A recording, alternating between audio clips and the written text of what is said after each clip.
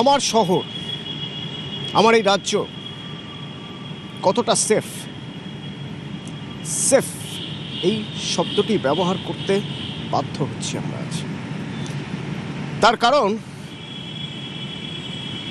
আমার আপনার বাড়ির পাশে কে কখন রয়ে গেছে, সে কে, আমরা কি সব সময় জানতে পারছি? এই প্রশ্নটা আপনাদের জন্য থাকলো না। আপনি জানেন না। আপনি একটা ভালো আবাসনে থাকেন, ঝকঝকে আবাসনে, দিনরাত কাজ করছেন, বাড়ি যাচ্ছেন, অফিস যাচ্ছেন, আপনার বাড়িতে আত্মীয়রা আসছে, বন্ধু বান্ধব আসছে, আপনার পাশের ফ্ল্যাটে কে থাকে আপনি হয়তো জানেন না। আর না জানার বিপদ কোথায় জানেন? আমাদের শহরে জঙ্গি লুকিয়ে থাকতে পারে। একদিন দুদিন নয়, বছরের পর বছর ধরে লুকিয়েছিল। পাকিস্তান থেকে জঙ্গি নেপাল ঘুরে এসে আমাদের তপসিয়ায় বাসা বেঁধেছিল। ভাবা যায়? তার আধার কার্ড, তার ভোটার আইডি, সেই সব তৈরি হয়ে গেছিল ওই তপসিয়ার ঠিকানায়। আরও শুনবেন, অনুপ আছে আমার সঙ্গে সরাসরি। অনুপ, রানা পাকিস্তানের আইএসআই চর আমাদের এই রাজ্যে ঘাঁটি ঘেরে বসেছিল। রানা সম্পর্কে এখনো পর্যন্ত আমাদের কাছে কি কি তথ্য আছে?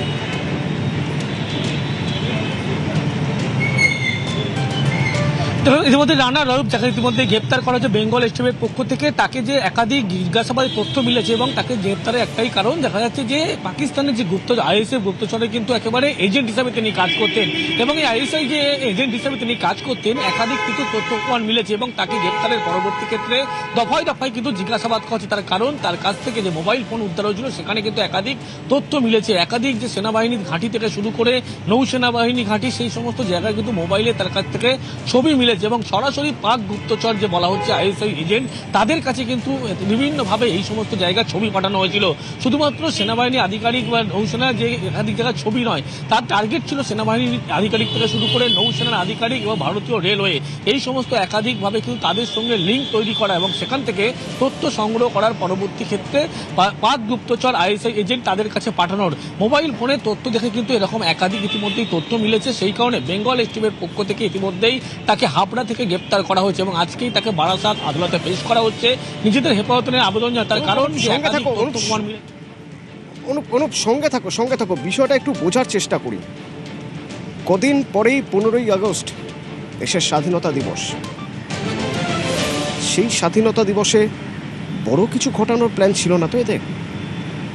একবার ভেবে দেখুন, আমার দেশে বসে পাকিস্তানের গুপ্তচর আমাদের সেনাবাহিনীর আধিকারিকদের যাবতীয় তথ্য, আমাদের নৌসেনার যাবতীয় তথ্য, রেল লাইন, স্ট্র্যাটেজিক পয়েন্ট, কোথায় কোথায় রেল লাইন কীভাবে রয়েছে, সেখানে ধরুন রেলগেটে কীভাবে কাজ হয়, রেলের জন্য সিকিউরিটির কী ব্যবস্থা রয়েছে, এই সব কিছু তথ্য আমার দেশে, আমার রাজ্যে, আমার শহরে বসে দিনের পর দিন পাঠিয়ে গিয়েছে পাকিস্তানের এক গুপ্তচর।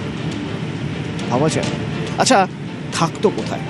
দেখো তো, এইসব পাঠাতে গেলে এখানেই ঘাঁটি কেটে থাকতে হবে। হাবড়া থেকে গ্রেপ্তার হয়েছে রানা রউফ। অনুপ, এই রানা রউফ থাকতো কোথায়?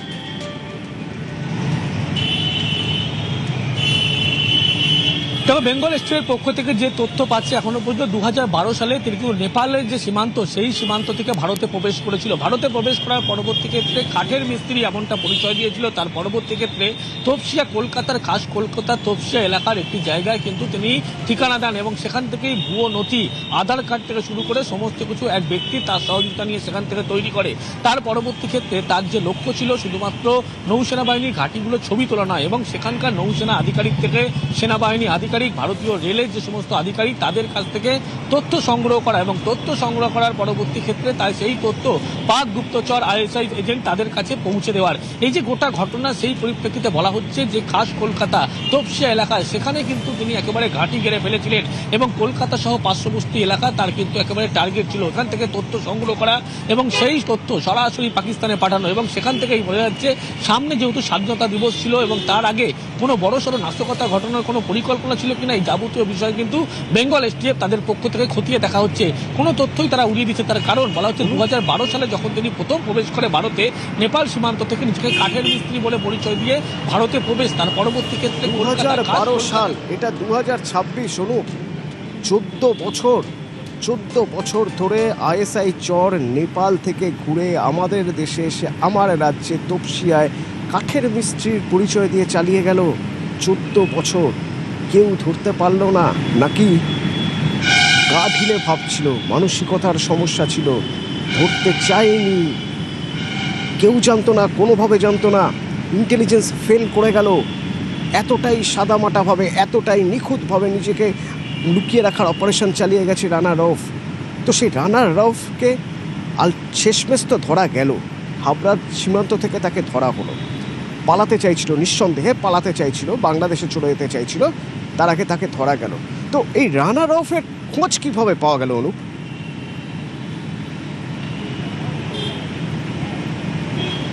দেখো, দীর্ঘদিন ধরে কিন্তু বেঙ্গল স্টেটের পক্ষ থেকে তার গতিবিধি নজর রাখা হচ্ছিল। একাধিক যে সমস্ত মোবাইলের মাধ্যমে যে কথোপকথন বলছিলেন তিনি এবং পাকিস্তানের একাধিক নাম্বারের তথ্য তার থেকে পাওয়া গিয়েছিল, এবং সেক্ষেত্রে লক্ষ্য করা যাচ্ছে যে ব্যক্তি তপসিয়া থেকে ইতিমধ্যেই তাকেও গ্রেপ্তার করা হয়েছে, তার সঙ্গে সরাসরি যোগসূত্র ছিল এবং তার ফোনের মোবাইলের টাওয়ার লোকেট করেই কিন্তু তার গতিবিধি বেঙ্গল স্টেটের পক্ষ থেকে নজর রাখা হচ্ছিল। এবং এমনটাই যখন নজর রাখা হচ্ছিল, যখন দেখা যায় 2012 সাল থেকে এখন 2026 দীর্ঘ একটা টানা সময়, তারপরে একেবারে ভারতের মতো একটি জায়গা, পশ্চিমবঙ্গের খাস কলকাতা, সেই জায়গায় কিন্তু একেবারে তিনি গুপ্তচর হিসাবে গা ঢাকা দিয়েছিলেন এবং সেখানকার নেটওয়ার্ক বিস্তার করাই তার লক্ষ্য ছিল। কিন্তু রাজ্যের এই পালা বদল তার পরবর্তী ক্ষেত্রে লক্ষ্য করা গেল যে তিনি একেবারে কিছুদিন আগেই 31শে জুলাই যে বর্ধমান থেকে জঙ্গি হামিম গ্রেপ্তার হয়েছিল, হামিমের গ্রেপ্তারির পরবর্তী ক্ষেত্রে রাজ্য জুড়ে একাধিক জায়গা বেঙ্গল স্টেটের পক্ষ থেকে চিরুনি তল্লাশি করা হয়েছিল। কিন্তু তার পরবর্তীতে লক্ষ্য করা যায় কোথাও গিয়ে মনে করা হচ্ছে এখান থেকে এই রাজ্য ছেড়ে কিন্তু বাংলাদেশ পালিয়ে যাওয়ার একটা কোথাও পরিকল্পনা তিনি করতে পারেন। সেই কারণেই কিন্তু এই রুট ব্যবহার করে সেখানে দেখা যায় হাবড়া সীমান্ত থেকে ইতিমধ্যেই রানা রাউত তাকে কিন্তু গ্রেপ্তার করা হয়েছে বেঙ্গল স্টেটের পক্ষ থেকে। এবং দেখা যাচ্ছিল যে তার গতিবিধি তিনি কোন পরিকল্পনা করেছিলেন, একাধিক ভারতীয় সেনা থেকে নৌসেনা তাদের সঙ্গে পরিচয়ে পরবর্তী ক্ষেত্রে তাদের থেকে তথ্য নিয়ে গুপ্তচর হিসাবে কাজ করা এবং গোটা যে রাজ্যে ধরে কলকাতা সহ পার্শ্ববর্তী এলাকায় নেটওয়ার্ক বিস্তার করা, এই গুরুত্বপূর্ণ ভূমিকা তিনি কিন্তু 2012 সালের পরবর্তী থেকে একেবারে টানা করে আসছিলেন। কিন্তু কিছুদিন আগেই যে হামিম মণ্ডল বর্ধমান থেকে যে জঙ্গি গ্রেপ্তার, পরবর্তী ক্ষেত্রে লক্ষ্য করা যায় কোথাও গিয়ে কিন্তু বেঙ্গল স্টেটের পক্ষ থেকে রাজ্য জুড়ে চিরুনি তল্লাশি, এবং সেখান থেকেই মনে করা হয়েছিল যে একাধিক কথোপকথন তথ্য ইতিমধ্যেই বেঙ্গল স্টেটের হাতে পৌঁছে যাচ্ছে এবং সেই কারণেই কোথাও মনে করা হচ্ছে বাংলাদেশ কিন্তু পালিয়ে যাওয়ার একটা ছক করা হয়েছিল। এই সমস্ত তথ্য ইতিমধ্যেই বেঙ্গল স্টেটের পক্ষ থেকে যাচাই করা হচ্ছে, যদিও এখনো জানা যাচ্ছে যে গোটা রাজ্য জুড়ে অনুপ, সর্ষের মধ্যে ভূত না থাকলে সম্ভব নয় অনুপ, সর্ষের মধ্যে ভূত না থাকলে সম্ভব নয়। 14 বছর ধরে নেপাল ঘুরে একজন আইএসআই চর এসে আমার শহরে বসে রয়েছেন, কোনো রকমভাবে কোনো আঁচ পাওয়া যাচ্ছে না। সর্ষের মধ্যে ভূত না থাকলে অসম্ভব ব্যাপার। আমি বাকি সব ছেড়ে দিলাম, সে যে এখানে এসেছে তার তো একটা পরিচয় লাগবে। সে এসে 10 জনকে বললো আমি কাঠের মিস্ত্রির কাজ করতে পারি, ব্যাস এই পরিচয়। এই পরিচয় তো সে ঘর ভাড়া পাবে না, এই পরিচয় তো তার যাবতীয় সব কিছু প্রয়োজন মিটবে না। যেখানেই যাবে, যেভাবেই যাবে, তার তো পরিচয়পত্র লাগবে, আইডেন্টিটি কার্ড। সেটা কি হতে পারে? সেটা হতে পারে আধার কার্ড, সেটা হতে পারে ভোটার কার্ড। বারবার বলছি সর্ষের মধ্যে ভূত আছে, তার কারণ এই আধার কার্ড, ভোটার কার্ড তো কেউ তাকে সাহায্য করেছে তৈরি করে দিতে, তাদের ধরা গেছে।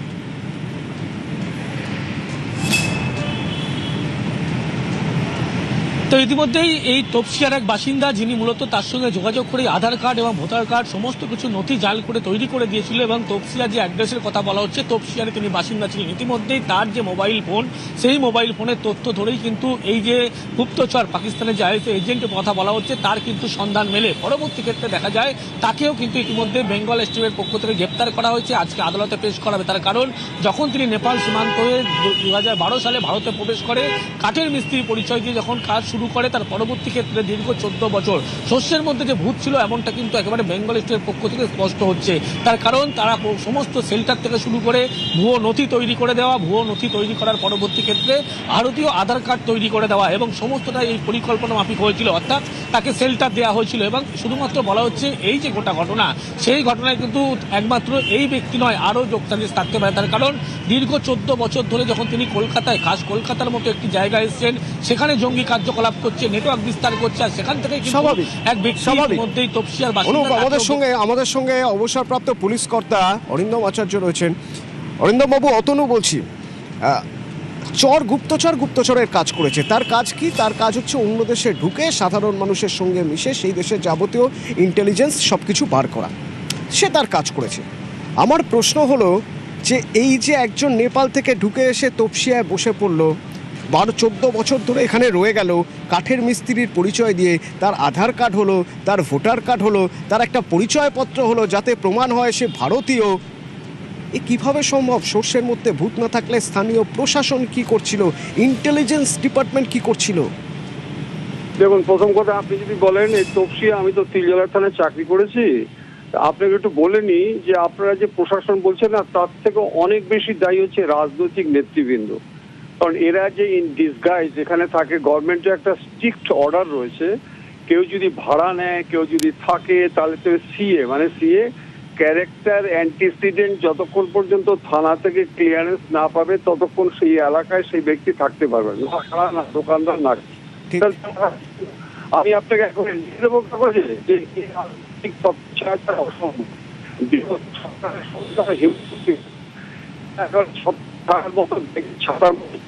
আপনি এখানে বলছেন ক্যানিং এ 2021 সাল থেকে কাশ্মীরের সাথে যারা যোগাযোগ ছিল, 2021 সাল থেকে কি মহাল তবিয়তে ছিল under the shelter of Shaukat, তাকে ধরা পড়েছে, এসছে, কোথায় গেল সে? আপনি একের পর আপনি যদি নেন, প্রথম কথা হচ্ছে এই যে অ্যান্টি টেরোরিস্ট স্কোয়াড বাংলাতে যেটা শুরু হয়েছে, এটা দেখুন বহু আগে মহারাষ্ট্রে হয়েছে, উত্তরপ্রদেশ হয়েছে, গুজরাটে হয়েছে, দিল্লি পুলিশও দারুণ কাজ করছে। এটা কি STS করেছিল, অ্যান্টি টেরোরিস্ট স্কোয়াড। আর আমার এখানে ছিল বিগত সরকারের মানে সিট গঠন করতো স্পেশাল ইনভেস্টিগেশন টিম।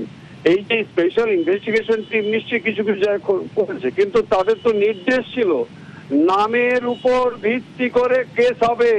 আপনাকে বলছি, আপনাকে আমি ক্যাটাগরিক্যালি সব বলে দিতে পারি।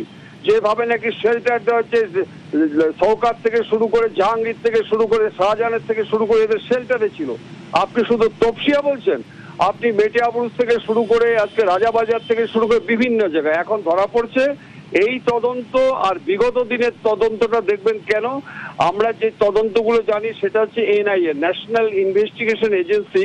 আপনি বোধহয় নিশ্চয়ই জানেন এখন ন্যাশনাল ইনভেস্টিগেশন এজেন্সিও যেমন আছে, স্টেট ইনভেস্টিগেশন এজেন্সি, যেটা আমরা খুব খুশি হয়েছি। এই তদন্তগুলো করলে পরে এরা টাইট হবে, তা নয়তো এদের কোনো পানিশমেন্ট নেই। এবং এক সংখ্যক পুলিশ অফিসার এবং কিছু সংখ্যক হচ্ছে গিয়ে অ্যাডভোকেট আছে এবং কিছু সংখ্যক বিচারপতি পর্যন্ত রয়েছে, বিচারপতি পর্যন্ত রয়েছে, এই সমস্ত প্যাক্ট জামিন দিয়ে দিচ্ছে।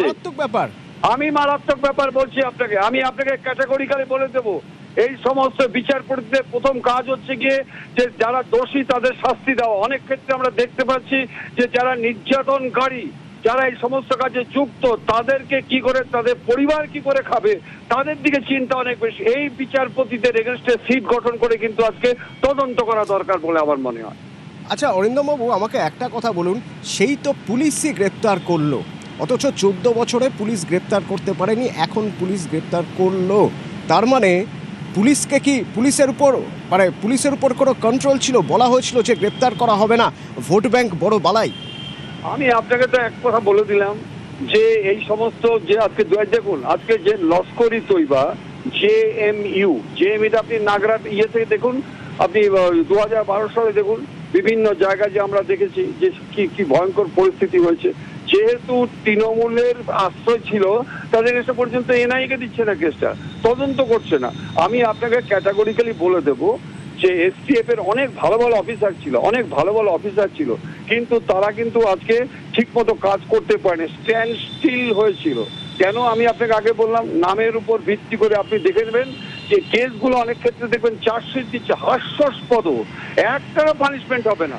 আমি আপনাকে আবার একটা কথা বলেছি, এই যে আপনি দেখুন এই আপনার রুবি হসপিটালে, রুবির পিছনে যে আনন্দপুর আপনি দেখুন তো, কবে ওখানে একটা মসজিদ করে দিয়ে ওখানে কতজন অ্যারেস্ট হয়েছে, তাদের কি হয়েছে? এই যে দীর্ঘদিন ধরে আমি একটা কথা বলে আসছি, সেই কথাটা কি? কথাটা হচ্ছে গিয়ে যে অনুপ্রবেশের মাধ্যমে বিনা রক্তপাতে ভারত দখল করার যে চক্রান্ত শুরু হয়েছে, তার ভিত প্রস্তর হয়েছে এই পশ্চিমবঙ্গে। দীর্ঘদিন ধরে আমি আপনাদের বলে আসছি, সব টিভিতে বলে আসছি। অতএব এই ক্ষেত্রে যদি আজকে পুলিশ নেশন ফার্স্ট, আমার দেশ ফার্স্ট, আমার মাতৃভূমি ফার্স্ট, এই বছর যদি বিগত দিনের তৃণমূল সরকার থাকতো, এই দেশটাকেই মশাই বিক্রি করে দিত, এমন পরিস্থিতি আমি আপনাকে বলে দিচ্ছি। মারাত্মক কথা বলছেন। তবে অরিন্দমবাবু, একটা এর মধ্যে থেকে আমি আশার আলো দেখছি যে নেভার লেট দেন বিফোর, যেটা আমরা আগে পাইনি সেটা আমরা এখন পাচ্ছি। অন্তত একটা আশারান আমি দেখতে পাচ্ছি যে 14 বছর পরে হলেও বড় কোনো কাণ্ড ঘটানোর আগে ধরে ফেলা সম্ভব হয়েছে। নিঃসন্দেহে আশা আরও বাড়াচ্ছে যে আমাদের আশপাশে এভাবেই আমাদের প্রতিবেশী সেজে রয়ে গিয়েছে হয়তো আরও অনেকে, যারা আসলে অন্য দেশের ট্রেন্ড স্পাই, একেবারে প্রশিক্ষিত চর, যারা আমাদের দেশের যাবতীয় তথ্য পাঠিয়ে দিচ্ছে তাদের দেশে, আর আমার আপনার জীবন প্রতি মুহূর্তে বিপদ বাড়িয়ে যাচ্ছে। আজ 15ই আগস্ট আর কদিনের মধ্যে আজ এইখানে দাঁড়িয়ে কথা বলতে বাধ্য হচ্ছি যে পরিস্থিতি এমন জায়গায় ছিল, আজ যদি হাবড়া থেকে তাকে গ্রেপ্তার না করা হতো তাহলে হয়তো 15ই আগস্টের আগেই এমন কোনো ঘটনা ঘটিয়ে ফেলতো যা থেকে বার্তা দেওয়া সহজ হতো যে আমাদের দেশে কিভাবে অন্য দেশ থেকে এসে নাশকতা চালিয়ে যাওয়া যায়। আমাদের দেশের গুরুত্বপূর্ণ তথ্য নথি দিনের পর দিন পাঠিয়ে গেছে 14 বছর ধরে। এটা কি বিশ্বাসযোগ্য যে কোনোভাবেই তার কোনো আঁচ কেউ পায়নি, নাকি তার আঁচ পেয়েছিল, পাওয়ার পরেও কোনো মতে সেটাকে ধামাচাপা দেওয়া হয়েছে? তাহলে তো একজনের কাজ নয়, তাহলে এটা একটা সংগঠিত অপরাধ। তাহলে এর মধ্যে অনেকে রয়েছে, কেউ পরিচয়পত্র তৈরি করে দিচ্ছে, জালি পরিচয়পত্র তৈরি করে দিচ্ছে, কেউ আবার সে যাতে থাকতে পারে এবং থাকার জন্য যে নথি দিতে হয় থানায়, সেই সব নথি নিয়ে যাতে থানার লোক না আসে সেটা দেখছে। একটা চরম মারাত্মক একটা নেটওয়ার্ক কাজ করছে, যে নেটওয়ার্ক এইভাবে জঙ্গিদের আশ্রয় দিচ্ছে প্রতিবেশী দেশের গুপ্তচরদের। তাদের ধরা সবচেয়ে আগে জরুরি। এক এক করে শুরু হয়েছে, ওদিকে হামিদ থেকে পাওয়া গিয়েছে রানা রফকে, এবার দেখা যাক জালে আর কে। তো কিভাবে পাওয়া যাচ্ছে, এতদিন পাওয়া যায়নি? আমরা মন্ত্রী অগ্নিমিত্রা পলের কাছে জানতে চেয়েছিলাম, তার রিয়াকশন শুনো। টিএমসির নেতারা পিএফআইএল মঞ্চ শেয়ার করেছে, which is a banned organisation. আজকে জায়গায় জায়গায় টেররিস্ট আর রোহিঙ্গা বাংলাদেশি ইনলিগাল ইনফিল্ট্রেটার্সদের আধার কার্ড ভোটার কার্ড বানিয়ে তাদেরকে ভোট দেওয়ার সুযোগ করে দেওয়া হয়েছে। সুতরাং যা করেছে সেটা পরিষ্কার করতে সময় লাগবে। আমি আপনাদের মাধ্যমে সাধারণ মানুষকে বলতে চাই, যেখানেই কিছু সন্দেহজনক ব্যক্তিকে দেখবেন বা সন্দেহজনক movement, we have to take the role of responsible citizens.